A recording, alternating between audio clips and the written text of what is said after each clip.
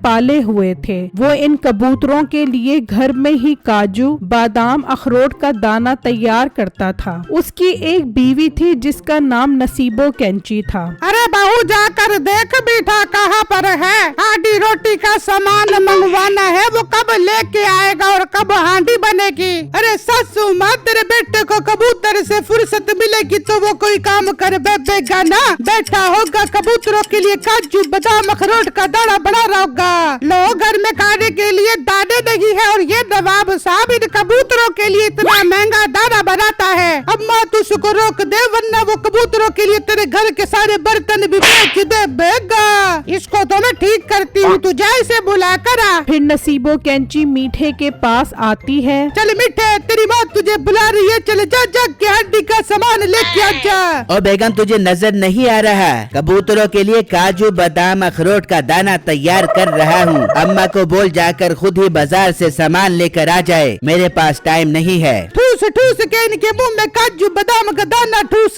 माँ तेरी घर का खर्चा पूरे करते करते थक गई और तेरे कबूतर से लाड प्यार ही नहीं खत्म हो रहे। और बेगम, अगले हफ्ते मेरा मुकाबला बिट्टू के कबूतरों के साथ है। पूरे 2 लाख रुपए का इनाम है। मैं ये मुकाबला हर सूरत जीतूंगा, फिर अपने पास पूरे 2 लाख रुपए आ जाएंगे। अरे वाह मिठे, ये तो बहुत खुशी की बात है। कसम से मैं तोड़े पैसों से एक गाय का बच्चा खरीद बेबूंगी और उसे बड़ा करके उसका दूध बेच बेबूंगी। हाँ हाँ बेगम, जो दिल करे वो करी। तेरे भी मैं खूब मजे करवाऊंगा। अब अम्मा को जाकर बोल मीठा अमीर होने की तैयारियों में मसरूफ है। फिर नसीबो कैंची आकर अपनी सास को सारी बात बताती है। बस बस, इसने जीत ली कबूतरों की रेस। इसके कबूतर भी इसी की तरह बहुत सुस्त है, बस ठूस ठूस कर खाना खाते और कोई काम नहीं करते। नहीं अम्मी, तोड़े के कबूतरों से पंचर की दुकान खुलवानी है। खाने दे उसको दाना, खाने दे। वो कबूतर 2 लाख रुपए का कारीगर है। बहुत बोला गया है तुझे कन्नमुही। चल जा किचन में जाके प्याज काट,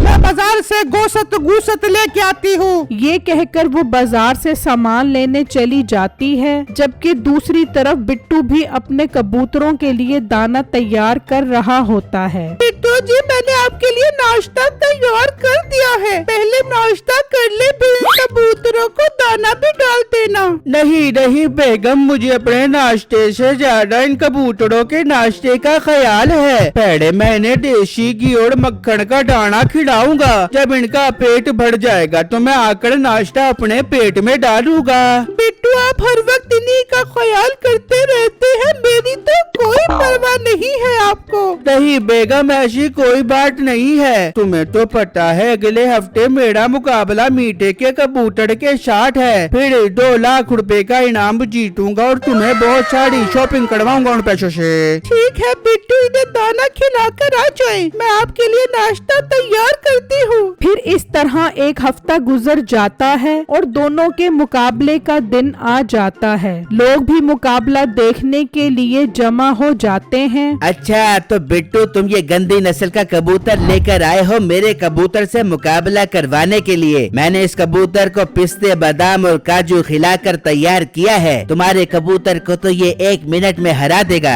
मीठे भाई, अपने कबूतरों पे इतना नाज मत करो। मेरा कबूतर बहुत सारे गोल्ड मेडल जीत चुका है। ये आपके कबूतर को सांस भी नहीं लेने देगा और 1 मिनट में सारी रेस जीत जाएगा।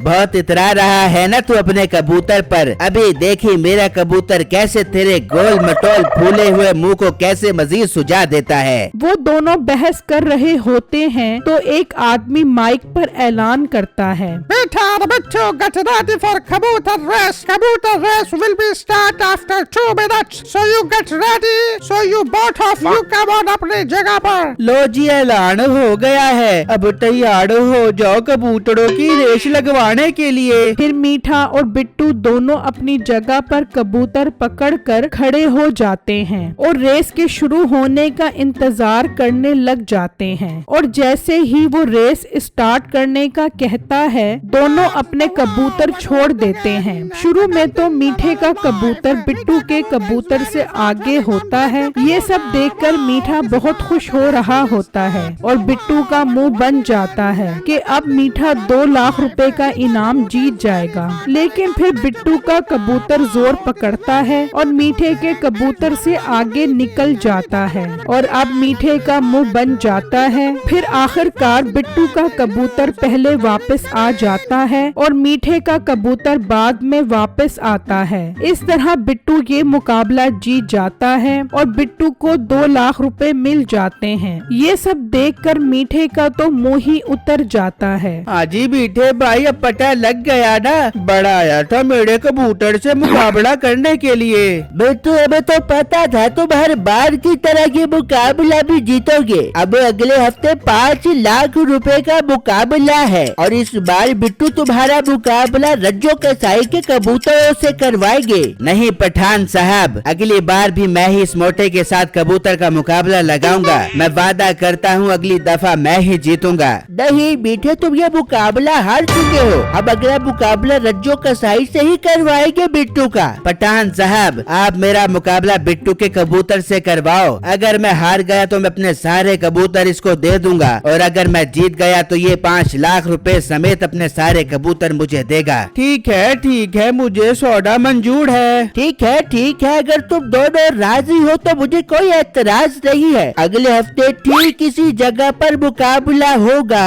फिर वो अपने घर आ जाते हैं। लड़त तेरी शक्ल पे मीठे, तू बिट्टू से मुकाबला हार गया और ऊपर से इतनी बड़ी शर्त लगा के आ गया है। कौन सी शर्त लगाई है इसने? अम्मी जान, इसने कहा है कि अगर मैं मुकाबला हार गया तो बिट्टू मेरे सारे कबूतर ले लेगा।